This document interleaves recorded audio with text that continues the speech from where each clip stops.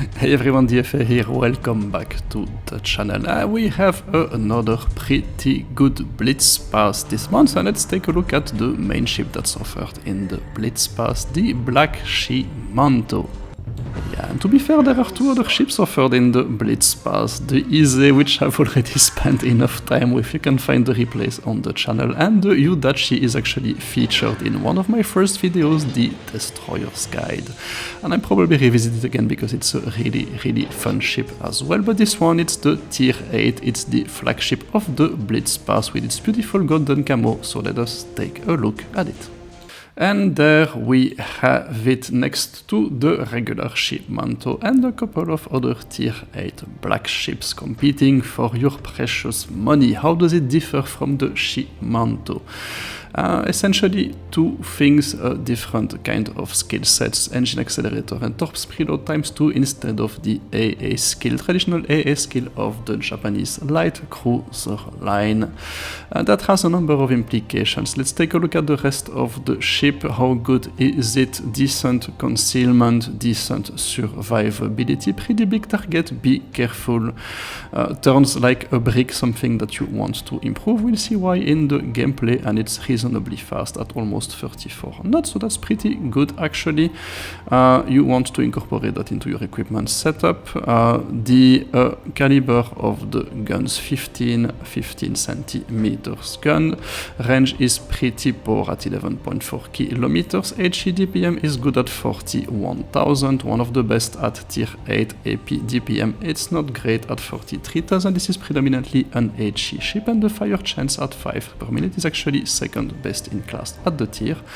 Well, third because the Bayar is not on this screen, but you get the idea, it's pretty good. And the turret traverse speed, unlike the regular Japanese heavy cruisers, it's pretty good at 12 degrees. Okay, the torpedoes, that's where it gets interesting. 61 centimeter torpedoes, sorry. Reload of 60 seconds, damage almost 5,000, that's pretty big. And since you're getting a torpedo, you're getting a burst fire potential of 44,000. That is the best at tier 8, beating the Irian by quite a margin. So yeah, that's actually something that you want to take into account when you're playing the Shimanto, and the range also excellent at almost 10 kilometers. Wow. And yeah, unfortunately you do not get the AA boost, but the AA is actually still fairly decent. It's actually the best of all the ships I've selected here. 276 large caliber, not bad for a Japanese ship especially. So yeah, how do you play that thing? Let's take a look at it.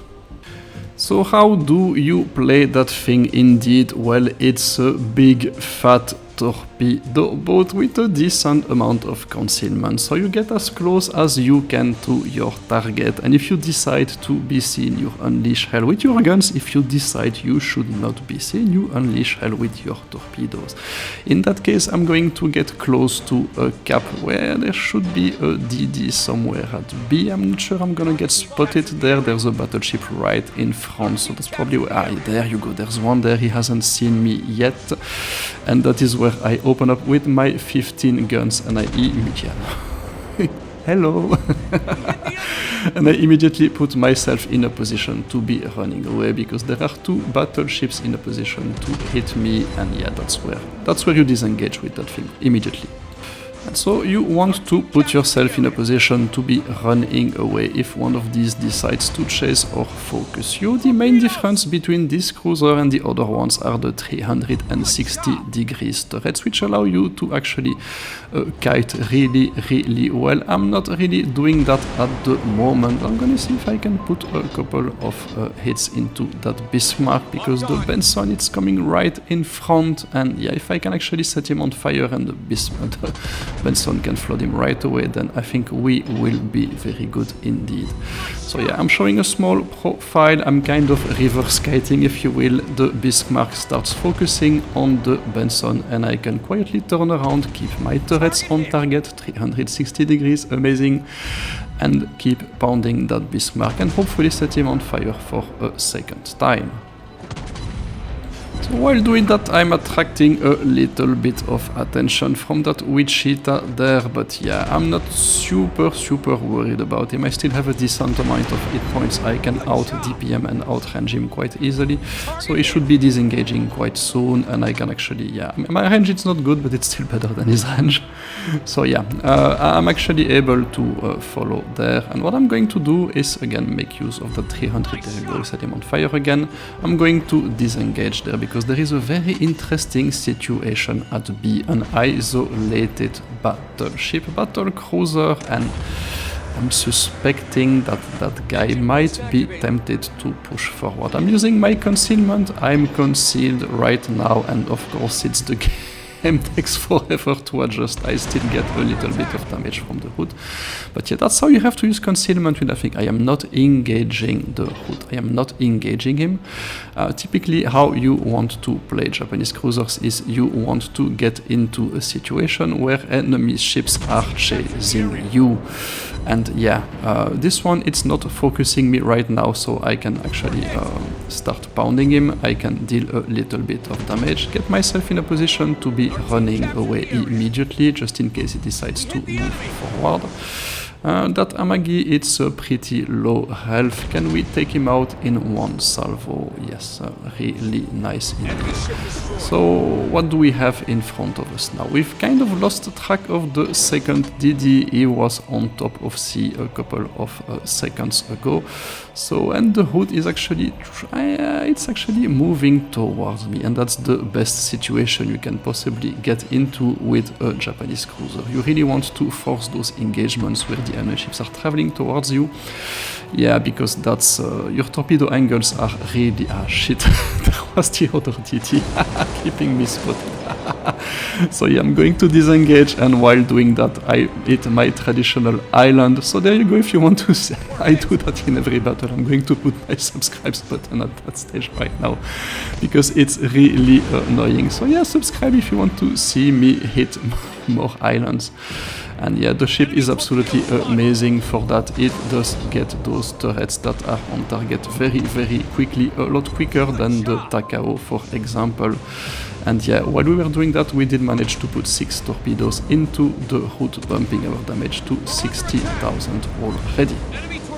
And so yeah, while we're going to disengage from that Kagero, we are going to load AP, because the AP on those ships, it's actually only useful against destroyers and other super light targets. But yeah, what's actually useful again, those 360 degrees turrets, immediately in a position to fire or imagine hitting your target, right?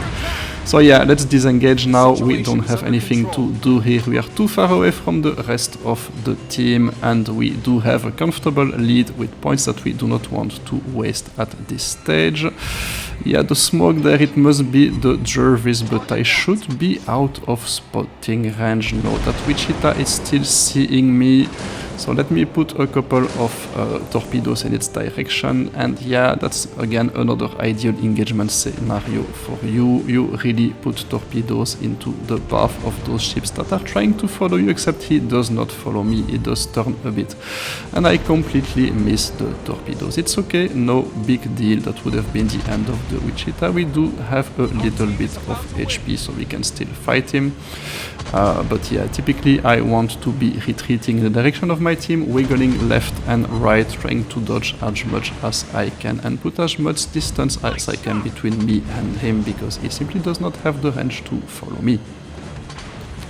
So yeah, we should be safe now. Let's get a little bit of distance. Let's get a little bit of quietness, peace and tranquility. Wait until we get to see. Yeah, the hood is not focusing me. I can turn around and I can go back into position to fire at him for the last 20 seconds of the battle. Yeah, if I get deleted right now, we lose the game. So that's why I'm going, I'm a little bit cautious. Really, concealment, it's really one of your main weapons with that kind of ships. And yeah, right now it's pretty safe. I can put my final salvo of the game into the hood. So what do I think about the Black Shimanto? Very Japanese, excellent ship, really love it. And I kinda like the Blitz pass as well. I took the one with the golden camo. It's not as good as the regular historical camo, the one that decreases concealment, but you do get an epic commander with the mistweaver plus skill, and that's the only Japanese commander, if I'm not mistaken, with mistweaver plus, so I can already see that one on the Harugumo. But yeah, Black Shimanto certainly worth it if you follow the playbook of Japanese cruisers. And I do have a pretty good and extensive playlist on Japanese cruisers, which I will put in the video description. Make sure to check it out if you're struggling with these. In the meantime, stay safe, take care. That was DFA signing out. Bye bye.